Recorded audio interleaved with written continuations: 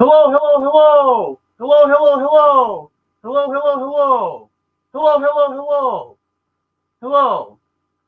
My name is Stuart K. Hayashi, and I would like to talk with you about free enterprise, what it is and what it is not. And I particularly want to address a smear against my hero, Ayn Rand, that I've been seeing going around for the past few years, especially popularized by Salon.com. Basically, the smears like from Salon.com take something from this book, which is actually an excellent book, 100 Voices, an Oral History of Ayn Rand, compiled by Scott McConnell. This was a book full of interviews with people who met Ayn Rand. And Salon.com and other smearers take something from this book out of context. This book discusses how Ayn Rand's estate lawyers discussed with her why she should be taking Social Security upon retirement. You see, and this was a big issue for her. She's not a fan of Social Security. Now, so Salon.com says, well, Ayn Rand collected Social Security. She's a big enemy of the welfare state. She doesn't approve of the welfare state. She doesn't approve of the government taking money from some people and giving it to others who are considered needier. Yet, says Salon.com, Ayn Rand did collect Social Security. It shows she's a big hypocrite and you shouldn't believe anything she says. But Salon.com wants a wider interpretation of this. Salon.com says this is actually the tendency for people who advocate the free market, who advocate the Night Watchman State. This is the tendency of people who say the government's functions should be limited to the police and the military and the courts, and that it should leave all charity, anything nonviolent like education or firefighting services, or public libraries, all of that should be left to private charity or peaceful entrepreneurs. Okay. Salon.com hates people like that. Salon.com says, see, as the example with Ayn Rand and Social Security shows, people who are advocates of the Night Watchman State are big hypocrites. They say we should all stand on our own 2 feet and not have tax-funded welfare, yet here they are deriving all these benefits from government programs, such as Social Security. And this idea is most famously pushed by Senator Elizabeth Warren from Massachusetts. So the argument I'm going to deliver some quotations from Elizabeth Warren and other advocates of that viewpoint, and then I'm going to give my rebuttal.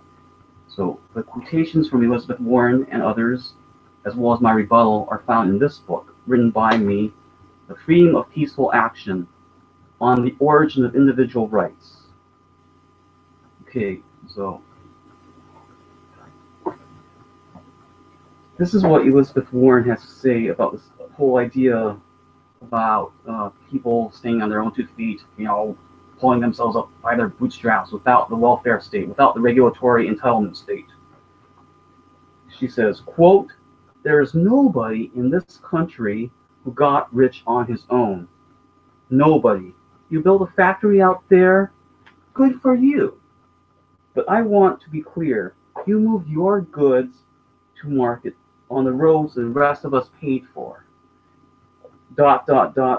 You built a factory and it turned into something terrific or a great idea. God bless. Keep a big hunk of it. But that part of the underlying social contract is you take a hunk of that and pay for it to the next kid who comes along, unquote. The ellipse is mine. Anytime I say ... unless otherwise stated, that's an ellipse I added to keep the book shorter. I know the book's too short, but other people think differently. And her viewpoint is not rare. It's actually very common among the political left. Here's one from the UC Berkeley linguist George Lakoff. He says, quote, every businessman has used the vast American infrastructure which the taxpayers paid for to make his money ...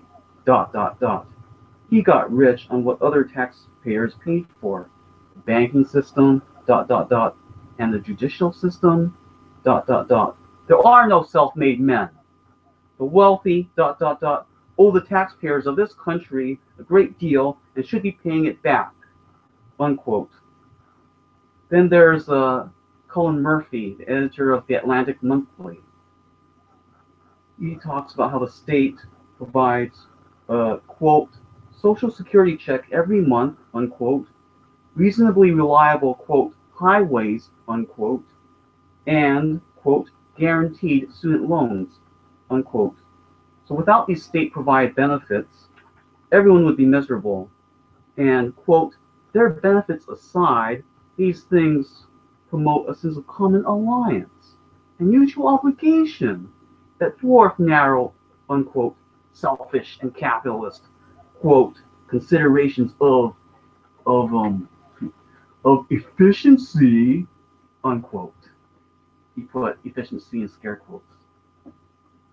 And then there's the journalist Eric Schlosser, most famous for his manifesto, Fast Food Nation. In a follow-up book called Reefer Madness, he says that if we left everything up to the Night Watchman State and not the regulatory entitlement state, quote, there would be no nurses or teachers, or professors of medieval literature, unquote. And well, frankly, I want to live in a world where there are professors of medieval literature. If that's what you want to do, then I want you to be one. But he says if we left it to the Night Watchman State, we wouldn't have any. So here's the basic argument. Free enterprisers like Ayn Rand and myself must be big hypocrites or big ingrates because we say the government should be left to police, military, and the courts, and not all these other welfare and social services. And yet, we free marketers use these government services and benefit from them. Like I myself, I drive on roads and their construction and upkeep are paid for with tax money. Is it the case that, if I want to be a principled free marketer, shouldn't I be, boycotting government-owned and controlled roads? And every week, I freely admit, I go to the government-controlled, taxpayer-funded city library every week. So isn't it the case that if I had my way and we had a free market, a Night Watchman State, a liberal Republican constitutional Night Watchman State, without taxpayer funding for anything, these more peaceful services, isn't it the case I'd have no public library to go to? So here's the argument. It's that, I'm a big welfare mooch, as are all free enterprisers, because everyone is a big welfare mooch. Sometimes all of us need some help. All of us need some taxpayer-funded social services. So all free marketers are hypocrites, and they should just shut up, okay? Free enterprisers are all hypocrites. We are all ingrates who say human beings can get along without the welfare state and yet benefit from it. Okay, now I will present my rebuttal. The problem with that argument is that it suffers from a great lack of imagination because it fails to imagine very plausible possibilities for which there is empirical evidence. Here's what I mean by that. That argument presumes that free enterprisers will use these government social services because without them, we'd be completely helpless. But the argument assumes that if not, the argument fails to consider that the way that our regulatory entitlement state exists, it imposes a system that manipulates everyone so that we don't have any alternative. Moreover, the argument fails to consider that if not for these governmental impositions, like taxpayer funding for public libraries, it fails to consider that without those impositions, we would be free to have our own consensually funded alternatives. Okay, now let's say, for example, you live in a country where there is no free speech. Okay, the prison system has prisons that provide their inmates food, clothing, and shelter. But the government is not completely free. I mean, it doesn't have free speech. you can't criticize the government. So let's say, for argument, that you're a rebel, and you speak out against the government, you criticize government censorship policy, and you're thrown in prison. While you're in prison, you wear the prison uniform, you sleep in your cell, on a bed, in your cell, and when they give you sloppy prison food, you eat it, because the alternative is to starve. Of course, you resent this condition. You really shouldn't be in prison in the first place. You ought to have free speech. Let's say you resent that you're thrown in prison, and you make that known. So then all the people around you say, hey, hey, hey, hey, hey, stop your whining. You know, you ought to be grateful to the warden, because the fact of the matter is, the prison gives you food and clothing and shelter. So that if you weren't in prison, you would be, you would be homeless and start. Oh yeah, and prison gives you health services too. If an inmate gets sick, a doctor treats the inmate. So you see, so if it wasn't for your being in prison, you would not have quality medical care. You would be homeless. You would be starving, and you would be naked. So what's wrong with that assertion? The assertion fails to consider the fact that if you weren't thrown in prison unjustly, you'd be free to obtain these things yourself. You would be free to work for your own food and clothing and shelter. But the fact of the matter is, if you don't want to starve and you're still thrown in prison unjustly, well, then you're going to eat the prison food because you're in a system where you're manipulated so that the only alternative is to starve. And that's similar to what's going on in cases with all these taxpayer-funded social services. Let's take, for instance, socialist insecurity. Now, when I reach retirement age, I do plan on collecting socialist insecurity. But does that mean that if not for that system, I would just refuse to save for my own retirement? And by the time I retire, I'd have nothing? No. The fact of the matter is, if we didn't have socialist insecurity imposed on us, we would have more money available in the present during our working lives to save for ourselves. But the government assumes we are not capable of saving money for ourselves. You know, it's substituting its judgment for ours, so it takes money out of our paychecks. It spends it. It doesn't put it in. Sorry, Al Gore, the government doesn't put our Social Security money in a lockbox. It spends the money on your favorite programs, including Al Gore's favorite programs, and then it gives us all IOUs. And then then when we reach retirement age, it takes money from the younger generation and gives the money to us. The fact of the matter is, I'm not in a position where I can keep all the money I earn and save it for myself. The money's taken from me. So I'm manipulated into a situation where, unless I want to starve, I have to collect socialist insecurity when I get old. I mean, that's the likelihood. Likewise, we ought to consider, okay, let's take two case studies, public libraries and roads. Public libraries are a big one for me because I'm a heavy user of the public library system. I go to the city-controlled tax-funded library every week. So does this mean I'm a rent seeker? In fact, when writing this book, to collect a lot of sources of information for this book, I went to the government library, tax-funded library. I borrowed all those books, and I read them, and I used that information in writing this book. Does this mean I'm rent-seeking my tax-funded welfare mooch on corporate welfare? Well, I'll let you decide. But does this mean that without the welfare state, without the tax swing of public libraries, I wouldn't have that information available? I wouldn't be able to access that information? I wouldn't be able to write the book where I actually denounce the welfare state and tax funding? No, actually, it was private entrepreneurs who invented public libraries, not the government. Okay, here's what happened. During the Renaissance time, that's when Johann Gutenberg invented the printing press, and the first book they were printing a lot of was the Bible.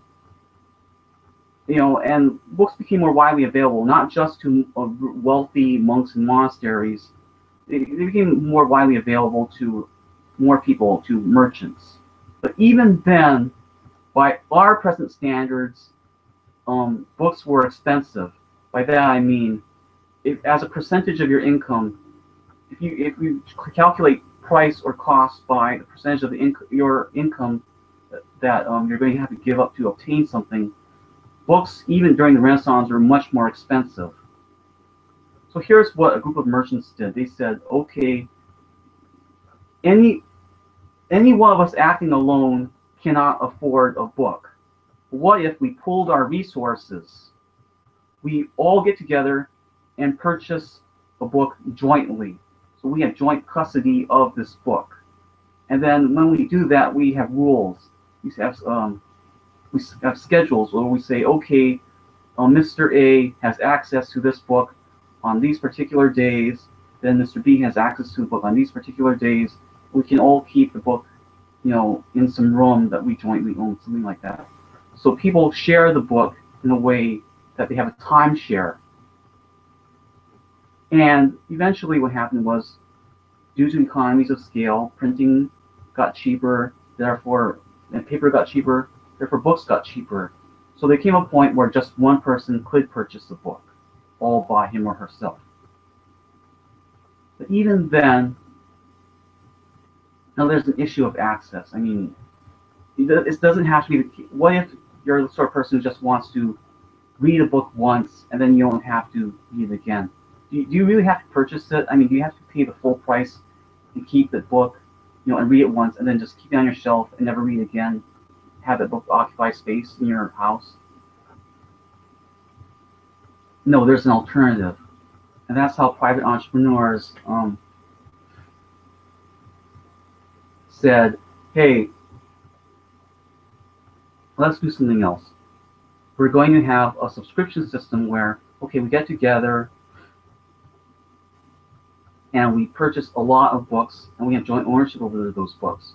And it got to the point where they had so many books, they said, hey, other people who are not co-owners of the library also want access to these books. So let's say they pay a periodic membership fee, say a regular fee every month to make them members. And as long as they are members, they can check out the book for a specified period of time, let's say 3 weeks.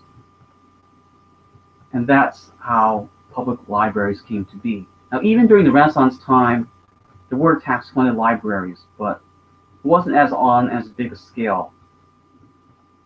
These were parish libraries because, back then the church and state were much more widely connected. So the different parishes had their own libraries, and they were books in there were very religious in nature, on purpose. And actually, the Unitarian reformer Joseph Priestley said he preferred the consensually financed, privately owned public libraries. They were actually more conducive to religious liberty. He said the problem with all these parish libraries is that they're funded by taxes, but they're not very well kept. They're not well maintained. And all the books in there are of a religious nature. See, the idea of a government-controlled church library is to indoctrinate you. It's to have it makes books available to you, but only the books that contain the message that the government and the church want you to get. Joseph Priestley said he likes the privately financed merchant control public libraries better because they cater to the market. You can read on all sorts of books, not just you can read religious books if you want. You can read unreligious books if you want. You can read Thomas Paine if you want. He liked so he said actually the market is much better for getting a diversity of viewpoints out there. But of course, the government eventually did take on a bigger role. By the way, Benjamin Franklin was actually a pioneer in these these consensually financed, privately owned public libraries. He started the Library Company of Philadelphia with his fellow intellectuals, and this became very widespread. Actually, the government getting more involved had nothing to do with accessibility. These libraries are all very really accessible.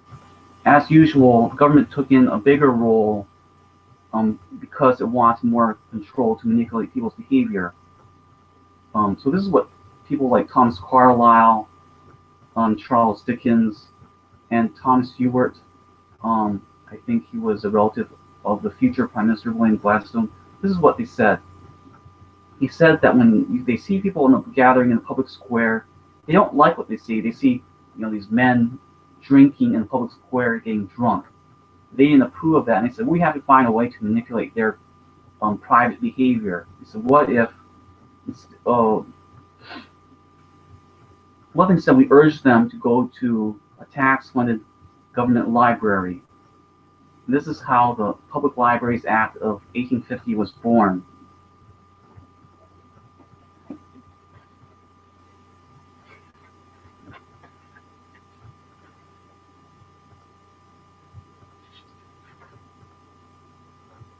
Okay, so as I write here, British Parliament enacted the Public Libraries Act of 1850, which required that any municipality with a population upward of 100,000 levy a tax on its citizens to finance a free, scare quotes mine, library open to everyone.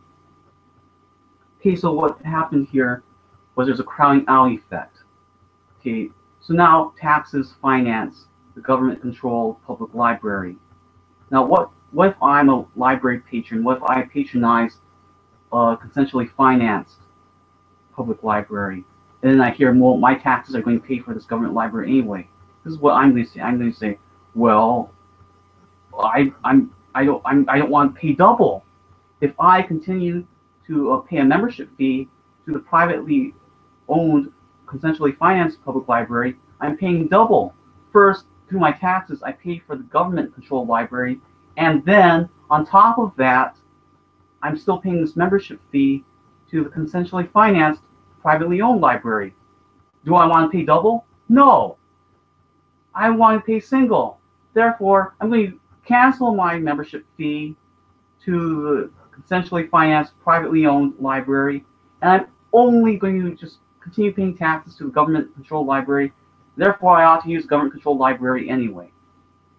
That's what happened. And that's why people cancel their membership fees to consensually financed private libraries, and they dwindle in number. That's what happened in England, and that followed in the United States. Interestingly enough, a major figure in the story is actually Andrew Carnegie, the steel industrialist. And he did a lot of good things to improve the productivity, raising the efficiency when it comes to steel production. But in the case of public libraries, he is not on the side of the Night Watchman State.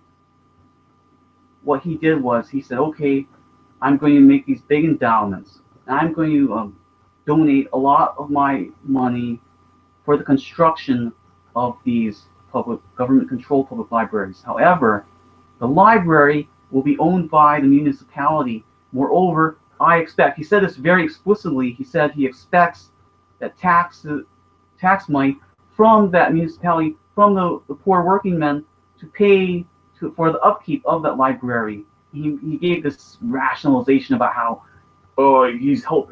that's teaching men to be self-sufficient. What? What? Taxing people, extracting money from them by force, is teaching them to be self-sufficient?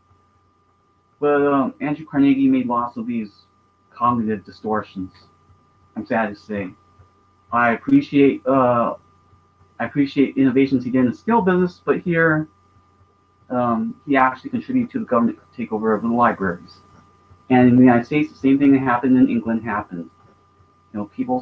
Members of consensually financed private libraries said, why should I pay double? Why should I pay taxes for the government library and then pay a membership fee, continue paying a membership fee to the private library, privately owned public library? By that I mean government library is privately owned but still open to the public. So of course people canceled their membership fees, and that declined. And that's why consensually financed public libraries are very rare today. And people just assume this was always done by the government. And it's very unfortunate actually, because um, essentially financed, privately owned public libraries actually did a lot for racial equality. Because even after Carnegie assisted in the government takeover of libraries, there was still one niche market where people still needed privately owned, essentially financed libraries. Because in many southern states, and this is in my book, many southern states of the United States had government-controlled libraries that were very discriminatory against blacks. They actually had rules saying only whites could check out books. If you were black, you couldn't borrow books from the library. And there was a lot of consumer demand among blacks for books. They wanted to read, you know. So what they did was black colleges got together and they said, hey, let's have our own privately financed, privately owned libraries open to the public, where people of any race can check out books. And those actually proliferated for a long time in the segregation era in the 1940s, 1950s. So we should not underestimate the importance of consensual financing, nor should we try to downplay the fact that a lot of times every time something's funded by taxes, people in government use that in a way to manipulate things. I always think it's silly when people say, well, I want this enterprise to be funded by taxes, but I don't want it to be politicized. Okay, you're trying to have it both ways. If this is what I call James Buchanan's law. If something is financed by tax money, it will necessarily be politicized. If you don't want something to be politicized, don't have it funded by tax money. That's the only way it is. Now, what about roads? Aren't roads a public good? I mean, shouldn't everyone be able to drive on it? Therefore, shouldn't taxes finance roads? If it wasn't for the government, isn't it the case we wouldn't have roads? Well, actually, in the United States, in the late 1700s and early 1800s, there were consensually financed, privately owned roads. Not completely. Now, this is not a complete Night Watchman State sort of institution, because a lot of times these roads are still chartered by state governments. If people got together and they wanted to pull their money to build a road, they still needed a charter from the government. They still needed permission from the government. But it wasn't controlled to the same extent by the state back then as it is today. So there were privately owned roads. Now, the conventional story goes like this. This is the conventional statist history. They say, well, yeah, it's true that there were privately financed, privately owned roads back then, but they were a big failure, and that's why the government had to step in. But here's what's said. We often say, well, let's look at the revenue and the profits generated from these private road companies. On average, the return on investment was only 2.5%. That's hardly impressive. So a lot of investors in these private roads were disappointed, and they pulled out. So people couldn't maintain private roads, privately owned, privately financed roads, and that's why for us to have a big road system, it had to be financed by the government. The government had to tax everyone to pay for that which benefited everyone. And then they say, well, look at the 1950s. Look at the Eisenhower interstate system. That's why we have a one national economy. Before then, every economy was small. You were confined to a small local economy. You couldn't trade with people out of state unless you relied on the railroad. And we hate railroads. So in order to build a big national economy where trucks could transport goods from one state to another, we needed federally funded Eisenhower interstate system. Well, is that true? So I want to cite an economist named Daniel Klein. So and this is in the book. He said, yeah, it's true that if you look at the finances of just the road company itself, on average, their return on investment wasn't more than 2.5%. But you have to look at the bigger picture. So he said, who was it who invested in these private road companies in the first place? What was the reason? Usually it was shopkeepers. It was people who owned other businesses. what happened was people opened all these shops, and they wanted more customers. They wanted to more people coming in to their shops. They wanted their wares to be more accessible to more people from far away. It wasn't usually if you wanted to go to these shops, you had to walk there. So if you live far away, you have to walk a long distance, or you have to travel by coach. It's not. But even if you travel by road, you have to travel by coach. But it's safer if you're on a macadamized, paved road. So here's what they said. They said, okay, we have to be more accessible to a wider customer base. So all these shopkeepers got together and said, hey, let's pool our resources and build a privately owned, privately financed road from one place, from one place to where we are. So on one end of the road is where we expect our customers are, and on the other end of the road is us. Okay, it leads to our street. Therefore, we make ourselves more accessible to all these people.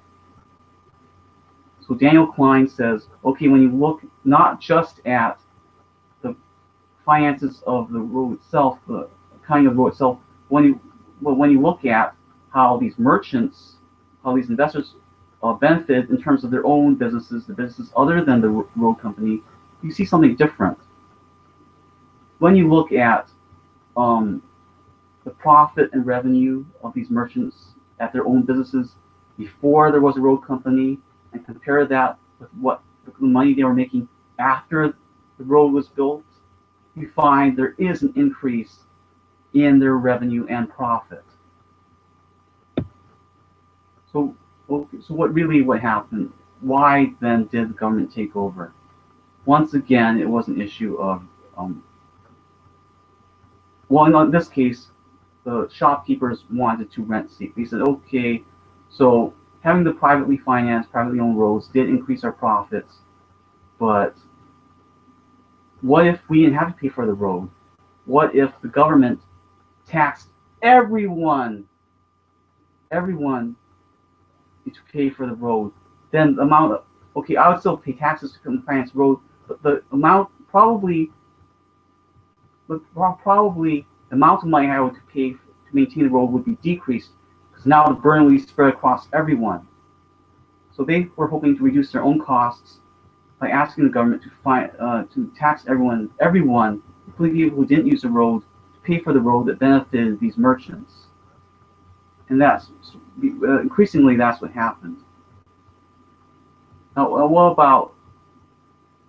And that's really a shame, because actually before the government took over, the system of privately financed, privately owned roads was very impressive.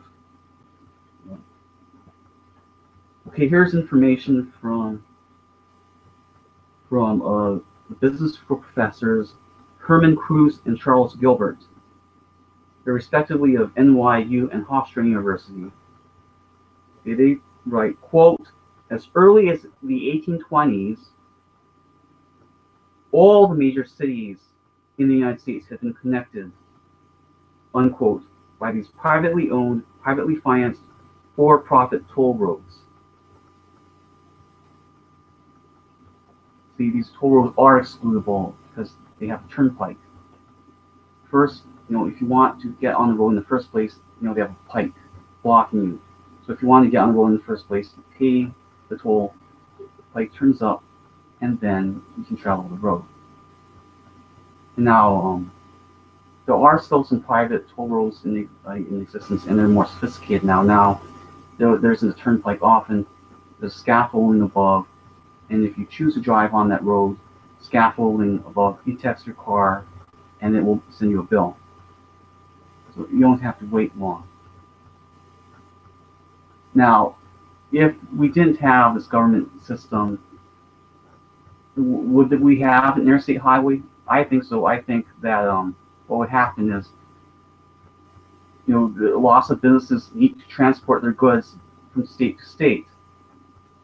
Also, we have interstate bus systems, like bus companies like Greyhound, that get that passengers, they take passengers from one state to another.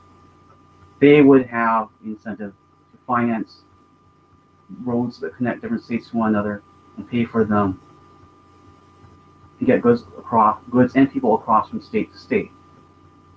So therefore, it doesn't follow. Therefore, yes, I do drive on taxpayer-funded, government-controlled roads, but it doesn't follow that if we had Night Watchman State, where there was only the government was only the police, military, and force, it doesn't follow that have no roads to drive on.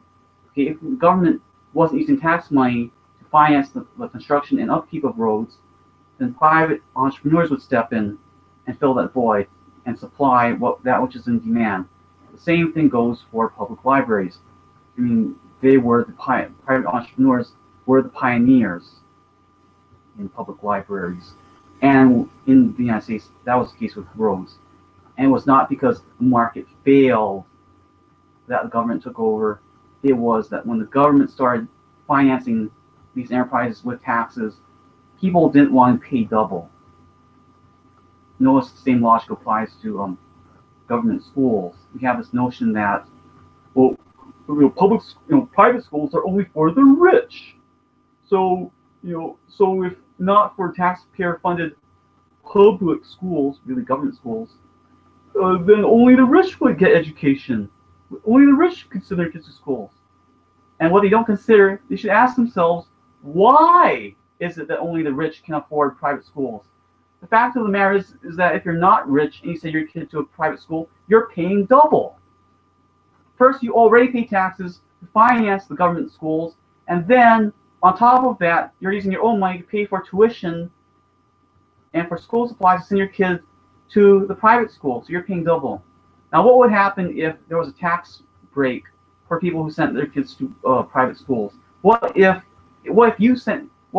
government said, okay, if you send your kids to a private school, you don't have to pay double. You're not using the government school, therefore you don't have to pay for it. So what we would otherwise charge you in taxes to pay for the government school, we're going to give you a break. You don't have to pay taxes to pay for that. Well, if the government said that, you would have money left over, more likely to be left over to pay for sending your kid to a private school. You wouldn't have to be so rich. And that's something people don't consider. It's pretty funny. This talk about roads. I read a book called Development Without Aid by Melvin Cross, and he makes an interesting point.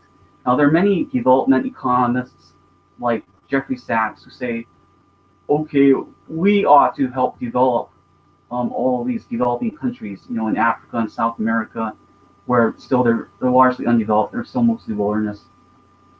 That's okay. I don't want to give a false impression. There is a lot of development in Africa right now and in South America. I don't want to pretend that things are the way they are. Everything's the same now as they were in the 1960s. There is some development. There is improvement. Plus, the number of people who have cell phones in Africa keeps growing. But to a large extent, though, they're still much less developed than rich countries like the United States and Japan and South Korea. But anyway, so development economists like Jeffrey Sachs say, well, if we want them to develop, we have the federal government of the United States needs to send them more foreign aid. Americans should be taxed to finance, federally taxed to finance construction of all these roads and other forms of infrastructure in Africa to help Africans develop. So that's a very top-down sort of interpretation, where the idea is that first, rich countries pay for all this infrastructure in Africa, and only then can Africa develop. And Melvin Cross points out in the book Development Without Aid that actually that's a very misleading interpretation of what happens. That's not how the United States developed. He says even if you're a supporter, even if you like the idea of local governments, municipal governments, or state governments taxing people who finance stuff like roads and other forms of infrastructure, the way Jeffrey Sachs thinks things go about is not the case. Melvin Cross said, here's what actually happened in the USA. Okay, again, so first what happens is these businesses started first. First, all these businesses came up. People traveled from one place to another. They travel to the West by more primitive means.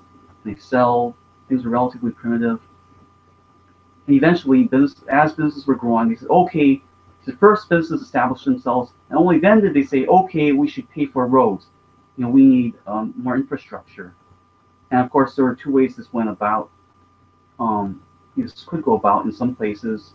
They did rely on some locally funded, locally taxed, municipally funded roads.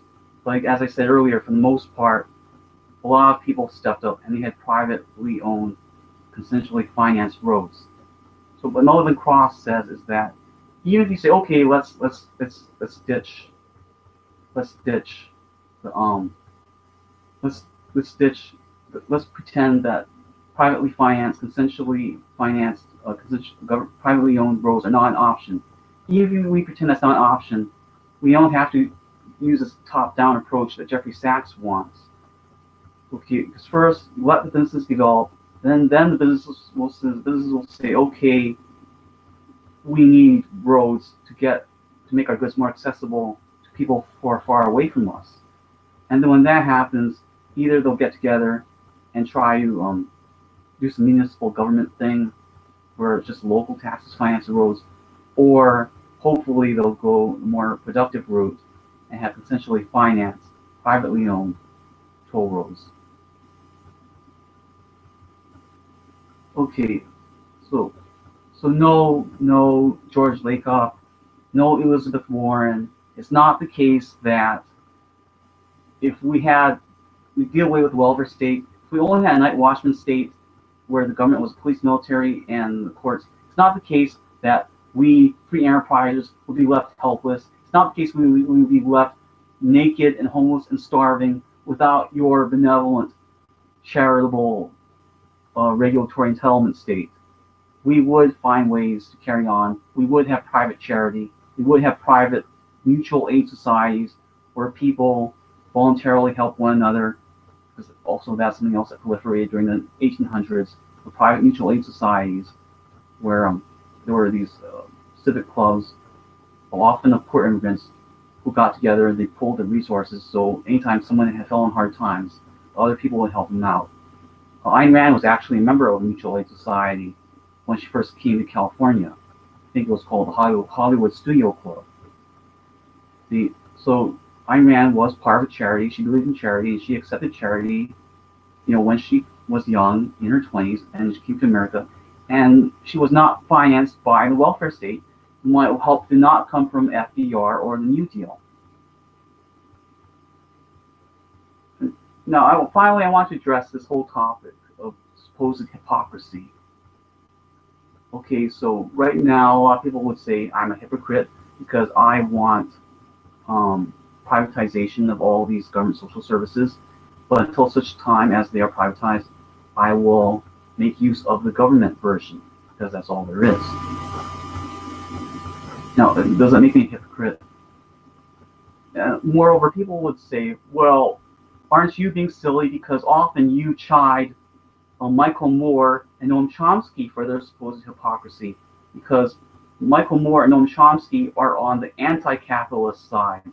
They want more government power, want more power for the regulatory entitlement state.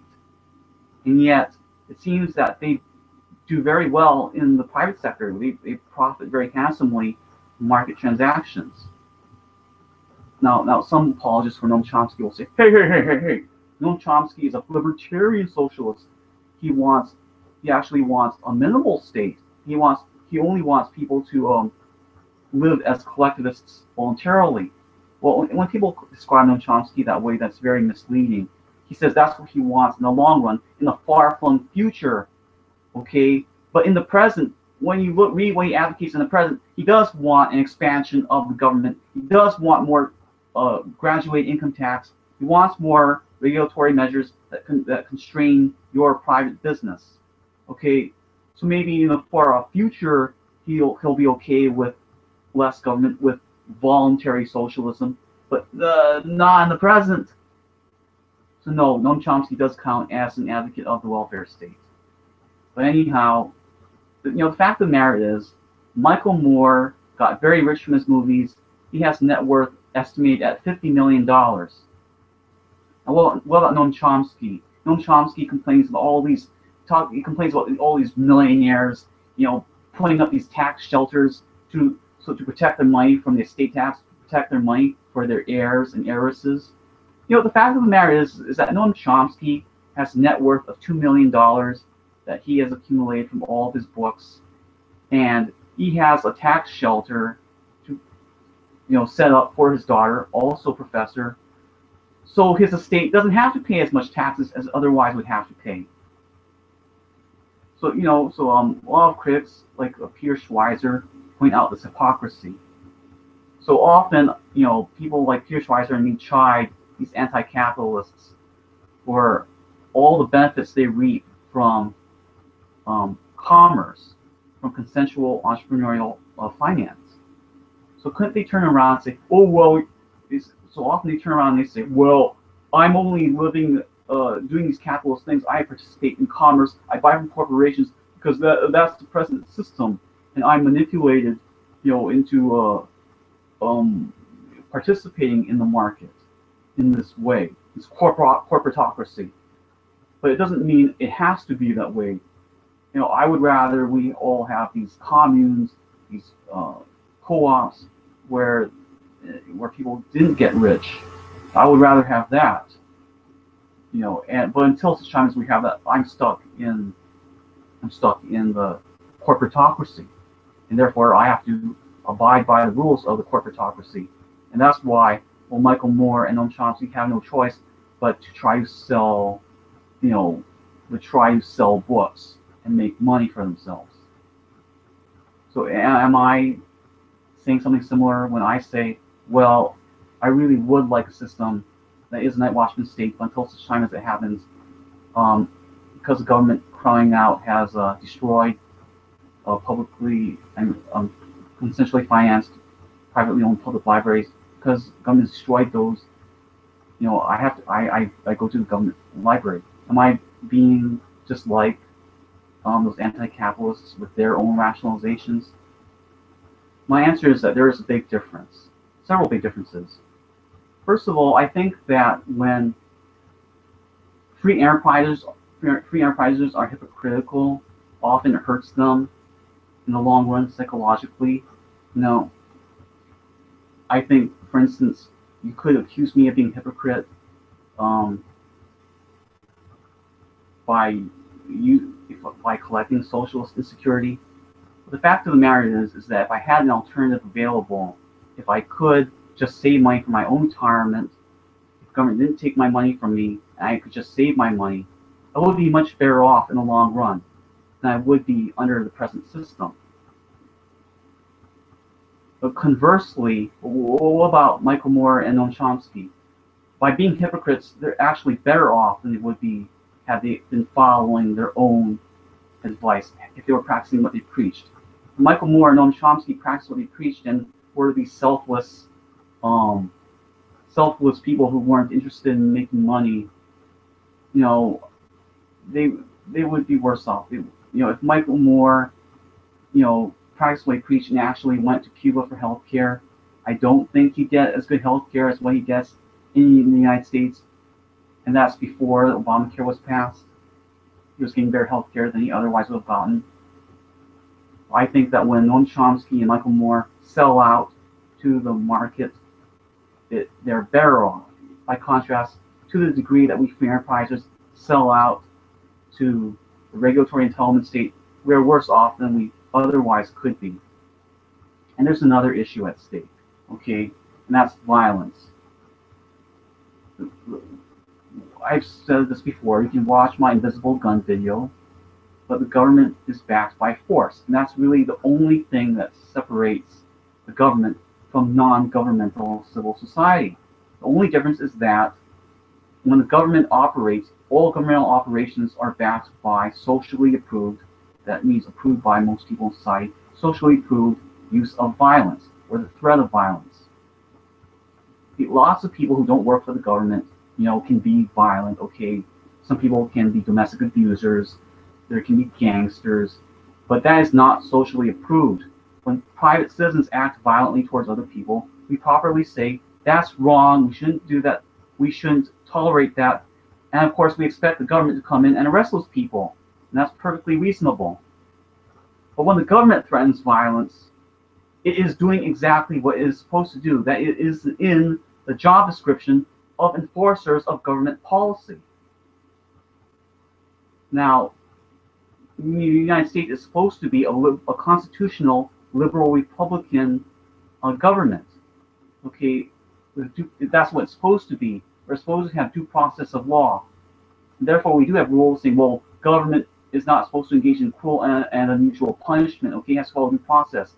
If the government suspects someone of some crime, it's not supposed to just bust into his or her house without warrant and beat him or her up, chop off his fingers, things like that. Okay, our government is constrained by due process of law, where we have specific rules saying how much force the government can inflict in a specific context.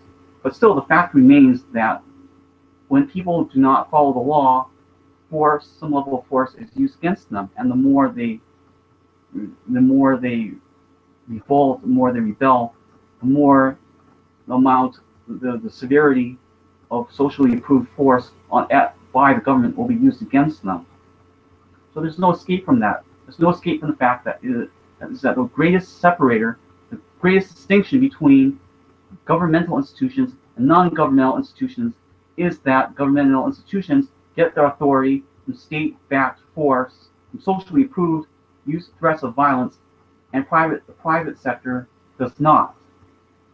Therefore, what we call the public sector is really the violent sector. That's where it gets its authority. Okay, and that even applies to governmental jobs that are not associated with violence. If I'm a teacher at a government school, I'm not expected to be violent. If I'm a teacher at a government school, I'm not expected to carry a gun with me, at least not yet.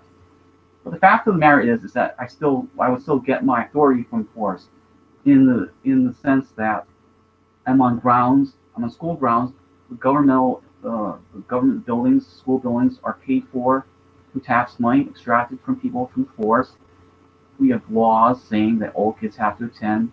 So if poor kids can't go to the private schools, we have laws saying they have to go to the government schools. And government force will be used against their parents if they don't send their kids to some school institution.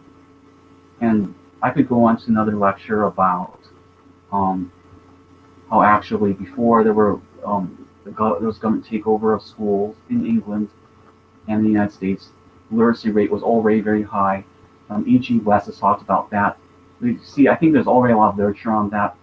I think a lot of free marketers and libertarians and objectivists already know about that stuff. But I think not even libertarians and objectivists know much about the history of public libraries, and that's why I took an interest in it. Well, the same thing goes for firefighting. It was private entrepreneurs who invented firefighting, and actually the reason why we don't have so many consensually financed firefighters is not because the private sector was inefficient. It's because of specific rules and liability rules. I could do another video on that. But anyway, what's called the public sector is really the violent sector.